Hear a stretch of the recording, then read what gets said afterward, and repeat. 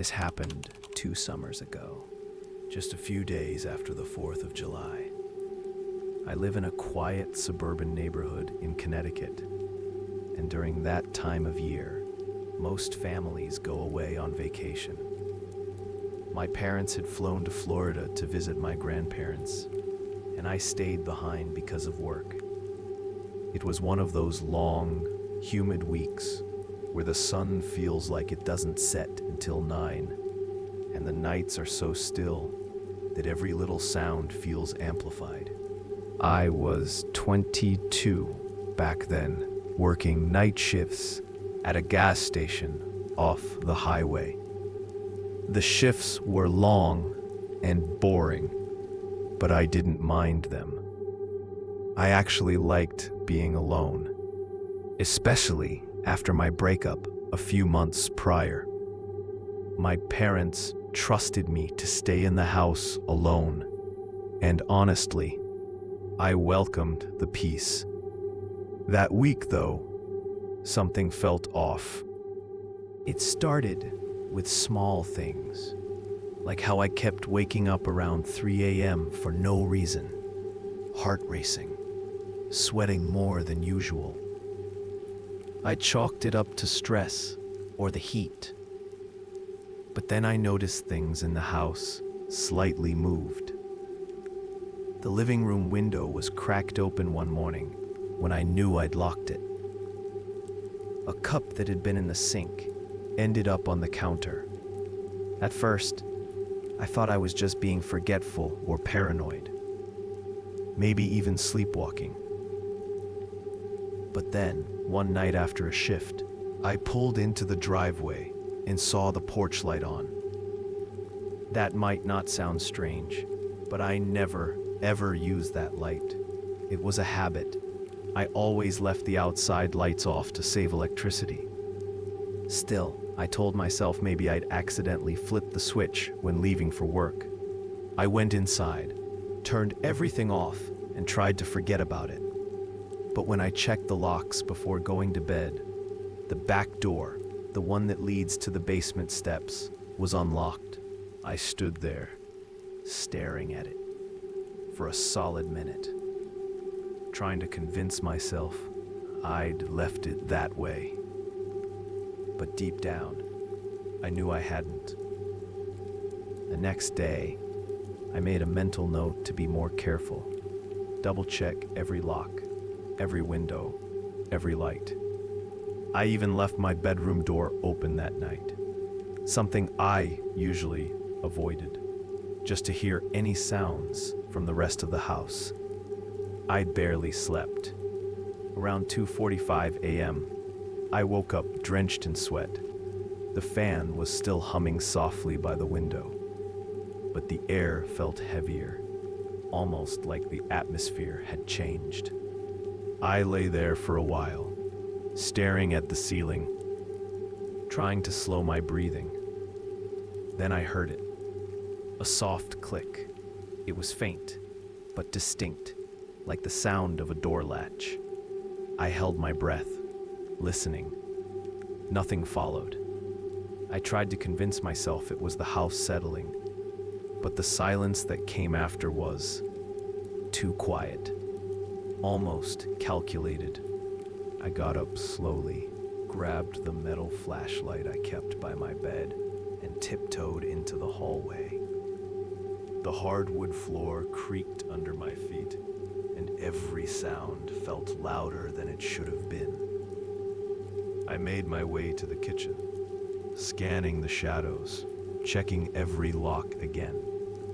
Everything was in place, until I turned toward the basement door. It was closed, but I swear I saw the knob shift. Not turn, just shift. Like pressure was being applied from the other side. I froze, staring at it, gripping the flashlight so hard my hands started cramping. I didn't move. I didn't breathe. Nothing happened for a full minute. Eventually, I backed away slowly, locked the door with shaking fingers, and jammed a kitchen chair under the handle. That night, I slept on the couch with the TV on low volume, facing the hallway. I didn't sleep well, just dozed off in short bursts. Around 4 a.m., I heard what sounded like footsteps in the attic. Slow, uneven, just a few. But we don't have an attic you can walk in. It's a crawl space. Maybe enough room to store Christmas lights. No one could stand up there. That's when I remembered, a few years ago, my dad had found a tiny door in the corner of the crawl space, hidden behind a box of old blankets. He'd said it led to a sealed utility compartment connected to the outer wall, but we'd never opened it. Not since we moved in. And now I couldn't stop thinking about it. I couldn't shake the feeling that someone had been in the house. Maybe still was. That morning, I called out of work. I said I was sick. But the truth was, I couldn't imagine leaving the house unattended. Not after what I felt last night. I decided to check the crawl space. My dad had always said it was sealed off, but I needed to see it for myself. I pulled down the hallway ladder and climbed up into the cramped attic. The heat hit me instantly, thick and suffocating. Dust floated in the flashlight beam as I crawled toward the far corner. There it was, that little wooden panel, half covered by an old blanket. It had 2 rusted latches on it. Both were undone. I sat there for a while, just staring. I didn't open it. I didn't need to. Someone else already had. The realization made my stomach twist. I backed out of the attic, pulled the ladder up behind me, and locked the panel shut. Then I went through every inch of the house. Closets, cabinets, even under the beds. I needed to prove to myself that I was just being paranoid. That night, I didn't sleep at all. Around 3:10 a.m., I heard footsteps again. But this time, they weren't muffled or distant. They were downstairs, moving slowly across the hardwood floor. I could hear the shift in weight with each step. I stayed in bed, frozen, holding my phone, too afraid to even dial 911. What if they heard me? I texted a friend instead, Josh, who lived 2 streets over. Someone's in the house. No response. Then I heard the basement door creak. It was subtle, but unmistakable. My bedroom was at the top of the stairs, and the sound carried upward. I sat up and grabbed the flashlight again, but I didn't move from the bed. I didn't have a weapon. I didn't even have the courage to scream. I texted Josh again. This time, he replied, "I'm outside, coming in." My heart dropped, because I hadn't told him my address. Not this house. Not ever. And the worst part? I could see the porch light was off. No one had come up the driveway. I didn't move. I stared at my phone for what felt like forever, trying to understand how he could have known I was in trouble, how he even knew where I lived. My fingers trembled as I typed back, "How do you know where I live?" No response. I got up and crept toward the hallway. The entire house was silent again. No footsteps, no doors creaking, just that thick, pressing quiet that made every breath feel loud. I checked the porch through the peephole. Nothing. The street was empty. No cars, no movement.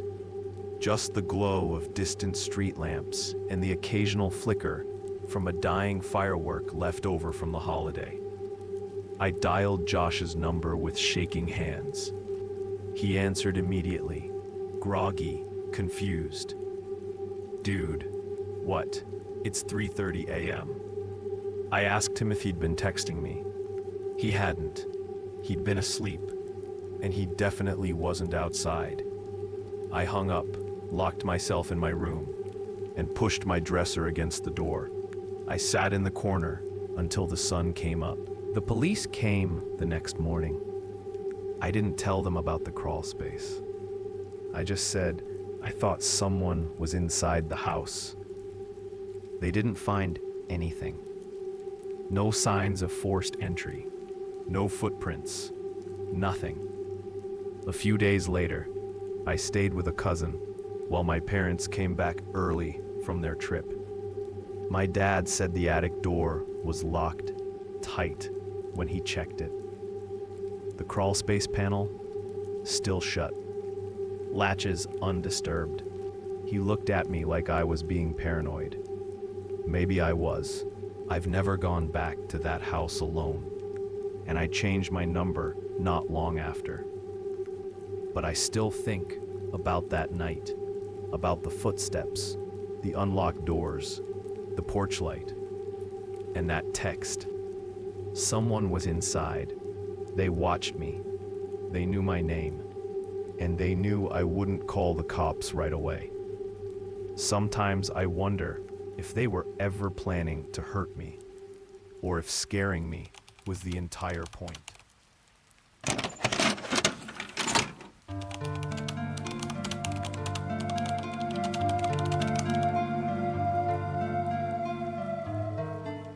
This happened to me last summer, during one of the hottest weeks of July in Austin, Texas. I was 26 at the time, living alone in a small duplex on the edge of the city. It wasn't the nicest area, but the rent was manageable, and I worked just a few minutes away at a coffee shop, so it made sense. The neighborhood was quiet most nights, with the occasional sound of a passing car or someone dragging their trash bins to the curb. It wasn't dangerous by any means, just unremarkable. I'd been living there for 6 months without a single issue. No break-ins, no weird neighbors, no reason to be paranoid. That week had been brutal, though.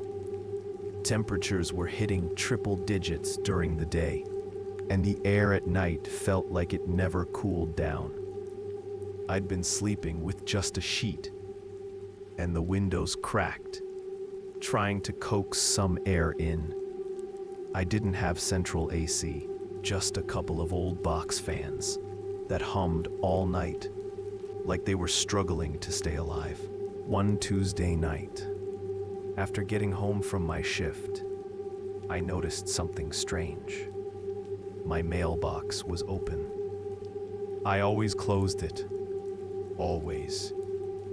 There wasn't any mail inside, but the lid was wide open. I figured maybe the mail carrier had just forgotten to shut it, so I didn't think too much about it. That was the first small thing. The second came the next night. I got home just before midnight and saw that my porch light was off. I usually left it on, since the front steps were steep and easy to trip on. When I reached the switch inside, it was flipped down. Again, I assumed maybe I'd just forgotten. I was tired, distracted. I didn't want to make a big deal out of nothing. But that Friday, when I woke up around 3 a.m. for a glass of water, I walked past the window and noticed something that made me stop cold.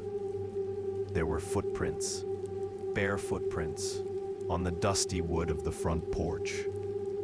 Fresh ones, leading right up to my door, and none leading away. I stood there in the dark, staring at those footprints for what felt like minutes. The porch was covered in a thin layer of dust and pollen. I hadn't swept it in weeks. The prints were perfectly outlined. I could even see the arch and toes. They stopped right at the base of my front door, almost like whoever left them had just stood there, watching. I didn't open the door. I just backed away slowly and locked it again, even though I was certain I had already locked it before bed. I barely slept after that. Every sound made me flinch. The fan clicking, the fridge humming, the old floorboards settling. Everything felt amplified. I lay in bed, drenched in sweat, listening for anything out of place. At one point, I thought I heard a soft creak near the back of the house, like the back gate moving, but I couldn't bring myself to check. I just stared at the ceiling until the sky started to turn gray. The next morning, I took a picture of the footprints before wiping them away. I sent it to a friend with a caption that just said, "Tell me I'm not crazy." She didn't answer until hours later, and by then, I had already convinced myself it was a prank. Maybe some kid from the neighborhood trying to mess with me. But deep down, I knew better. The prints were too big, and whoever it was had been barefoot. That night, I locked everything twice. I even shoved a chair under the front door handle and wedged a broomstick through the back door's handle loop. I set my phone next to my pillow and kept the kitchen light on. I didn't want complete darkness. Around 3:30 a.m., I woke up to the sound of movement outside. Not footsteps, but a dull scrape, like something dragging across concrete. I sat up and waited, straining to hear through the fan. Then I heard it again, a slow, steady scraping against the wall of the house, just under the bedroom window. I didn't move. I just sat there, holding my breath. My phone started buzzing. A notification popped up on the screen. It was from the Ring camera on the porch, the one I had barely ever used. Motion detected. I opened the app with shaking fingers. There was nothing there. I stayed frozen for a while. The Ring feed didn't show anything unusual, but I knew I had heard something. I checked the side camera I had installed near a back fence months ago. Same result. Empty frames, no movement, no figure, no light. Just grainy stillness under the porch bulb. I kept the phone in my hand and waited. Minutes passed, maybe 10, maybe more. The scraping sound didn't come back. Eventually, I slid out of bed and crept into the hallway. The floor was cold and sticky under my feet from the humidity. Every step made a soft noise, and I winced at each one. I got to the front door and listened. Nothing. Then I turned toward the kitchen. The small window over the sink was open a crack. I was sure I had closed it earlier that night. I even remembered struggling with the old lock. My mouth went dry. I stepped closer and carefully shut it, twisting the lock tight. That window was only a few feet from the edge of the porch. Anyone could have reached through. I backed away from the sink and turned off the kitchen light, standing in the shadows and trying to listen again. That was when I heard something upstairs, a soft creak. Just one. It sounded like weight shifting on the floorboards. The problem was, I lived in a single-story unit. The duplex was split horizontally, not vertically. I didn't have an upstairs, but the other side of the unit, the one I didn't have access to, was connected by the attic. A shared crawl space above both halves. I moved slowly to the center of the house. The ceiling panel was shut, but the folding ladder had shifted slightly to the side. My chest tightened.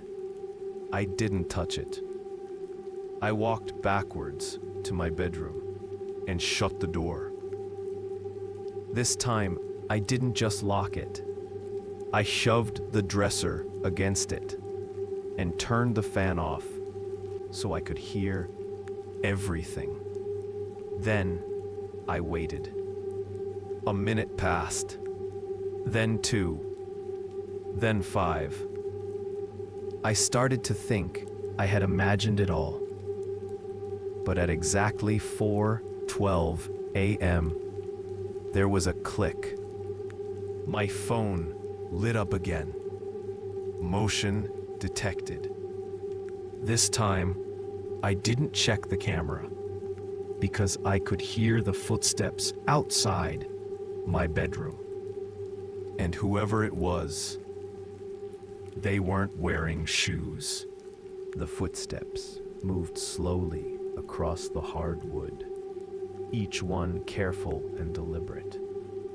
I stood in the corner of the room, holding my phone, barely breathing.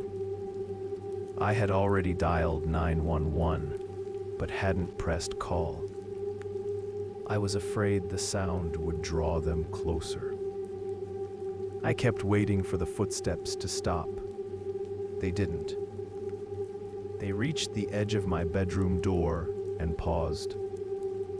I could hear breathing, not mine, deeper, slower. My heart was racing so hard it hurt. I pressed the call button and put the phone to my ear. I whispered everything I could to the dispatcher. She asked if I could hide, but there was nowhere to go. I stayed low, crouched between the dresser and the bed, eyes locked on the bottom of the door. The dispatcher told me officers were minutes away. I didn't hear a response from the other side of the door, just that slow, measured breathing. Then the handle turned, not fast, just enough to test it. It stopped. Then another soft click, like something being placed gently on the floor. I heard a shuffle. The footsteps began to move again, this time away from the door. They didn't rush, they were calm, unrushed. Whoever it was knew I was awake. They wanted me to hear them. That was the worst part. 3 minutes later, I heard a knock on the front door. The dispatcher confirmed it was the police. I waited until they called out my name and then pulled the dresser aside and ran to let them in. 2 officers swept the house with their weapons drawn. They didn't find anyone. They checked the attic panel, still locked. No signs of forced entry. No damage to any doors or windows. The backyard gate was closed with the latch hooked. The only thing they found was a single smudge on the outside of the kitchen window, right at head level, like someone had pressed their face against the glass. I moved out that weekend. The landlord never found anything strange in the attic. He offered to change the locks and install more cameras. I said no. I didn't want more footage. I didn't want to know if they ever came back. I still don't know how they got in. Maybe they never did. Maybe they were just practicing.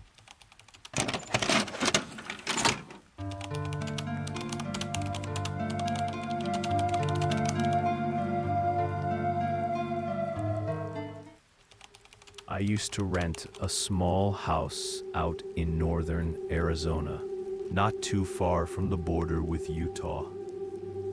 It wasn't the middle of nowhere, but it felt like it.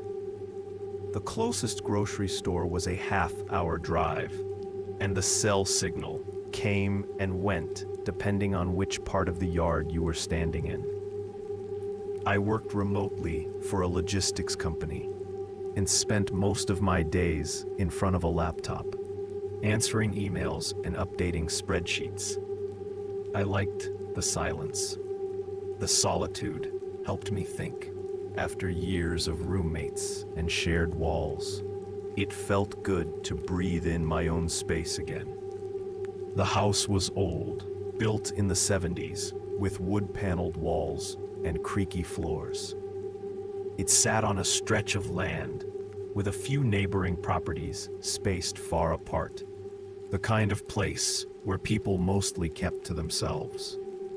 My landlord lived across the dirt road, a quiet older guy who waved from time to time, but never came over. I liked it that way. No small talk, no obligations. Most days followed the same pattern. Wake up early, check emails, make coffee, take a walk before the sun got too hot. Evenings were for movies or books, sometimes both. I'd sit outside with a drink and watch the sky turn orange behind the cliffs. The sunsets out there looked painted. It was peaceful in a way I hadn't experienced before. There was only one real drawback to living in that house. Emergency services were slow. Everyone in the area knew it. Response times ranged anywhere from 20 minutes to over an hour, depending on who was on call and how far out they were. The sheriff's office was small and stretched thin across a huge region. You learn to be self-reliant out there. Lock your doors, mind your surroundings, and don't call 911 unless you really had to. I'd never needed to. Not until the second week of August, when something happened that I still don't like talking about. It was a Tuesday, late afternoon, and the air had that heavy stillness that comes before a storm. I was sitting at my desk, staring at a spreadsheet, when I noticed movement through the window. Not outside, inside the house, in the hallway behind me. I turned around fast, heart already picking up pace, but the hallway was empty. Just the same faded rug and the wall-mounted shelf with a few dusty books I'd never read. For a second, I thought maybe the light had shifted and cast a weird reflection, or maybe my eyes were just tired from staring at the screen all morning. I stood up and checked the bedroom, the bathroom, even the narrow coat closet by the front door. Nothing. I went back to my desk and laughed at myself a little. I hadn't eaten since breakfast, and the house was hot. Probably just my brain playing tricks on me. That night, I had trouble sleeping. The air was thick and restless, and the wind had picked up just enough to make the trees outside creak against each other. I heard a few thuds on the roof that I figured were dry branches. The power flickered around midnight, but didn't go out. Still, I kept my flashlight near the bed, just in case. The next morning, something felt wrong. Not big, just off. My coffee tasted weaker than usual. The fridge light didn't come on when I opened it. The house felt colder, even though the thermostat said it was normal. Small things. I told myself not to spiral, but as I opened my laptop to start working, I noticed the power strip under my desk had been unplugged. Not accidentally yanked out, it was neatly, deliberately unplugged from the wall. I didn't remember doing that. The more I thought about it, the more it bothered me.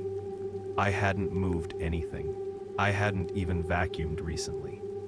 I tried to focus on work, but kept glancing toward the hallway, half expecting to see something again.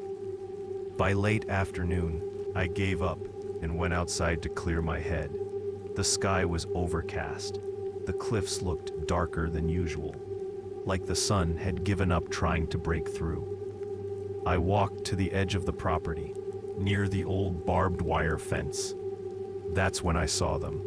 Footprints in the patch of red dust near the window on the north side of the house. Not fresh, but clear. Deeper than mine. Longer stride. I hadn't walked that way in days. That night, I didn't sleep. I couldn't. I left the porch light on, locked every window twice, and dragged the dresser in front of the front door. I even brought a kitchen knife into the bedroom, something I'd never done before, just in case. Around 1 a.m., I heard the wind start to howl again, louder than the night before. The walls creaked. The trees scraped harder. And then, under all that noise, I heard something else. A soft, dragging sound, like fabric against wood. I got out of bed and stood near the hallway. The sound was coming from the back door, the one that led to the utility shed. I moved quietly through the kitchen, bare feet on cold tile, heart pounding so hard I could hear it in my ears. I reached the back door and leaned in to listen. Silence. I turned the lock slowly and opened the door just enough to peek through. Nothing. The porch was empty. The shed door was closed. I stepped outside, barefoot, knife still in hand. The air was damp, the ground sticky with dust. I looked around, trying to find whatever had made the sound.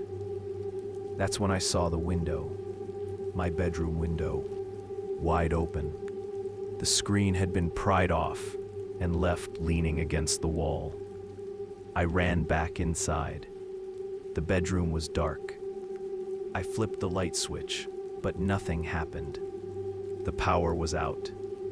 I backed out slowly toward the hallway. That's when I heard the sound again. This time, it was coming from the front of the house. Slow footsteps on the wooden floor. Steady, deliberate. I froze. Whoever it was had come in while I was outside.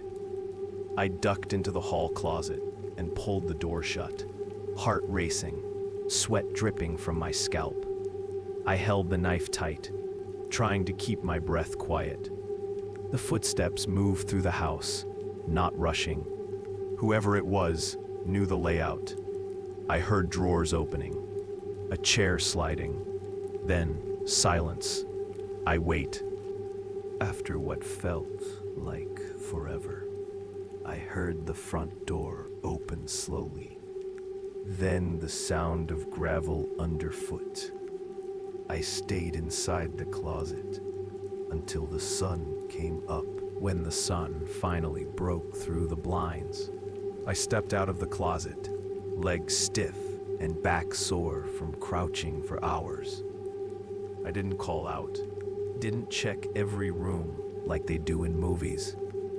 I just walked to the front door, stepped outside, and locked it behind me. Then I got in my car and drove to the closest place with cell service, a diner. 20 minutes down the road. I parked near the back and sat there for a long time before calling the sheriff's office. They said it would be over an hour before someone could get out there.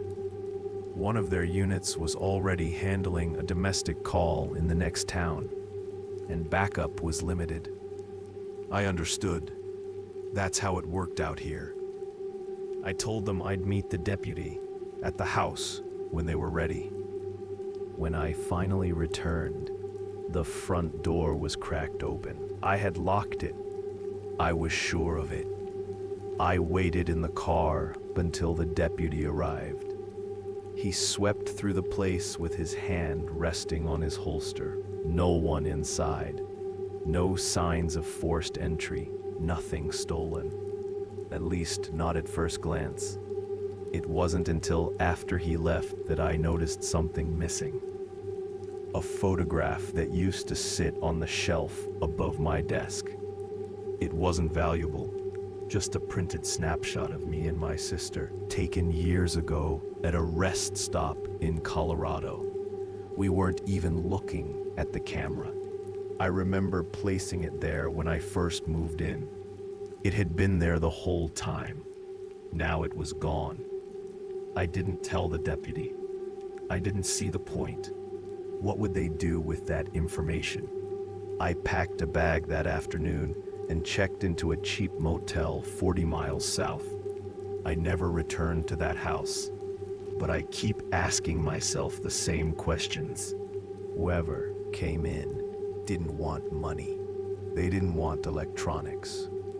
They wanted something personal, something close. Did they know me? Had they been in the house before, waiting for the right night? Or worse, had they taken something else I hadn't noticed yet?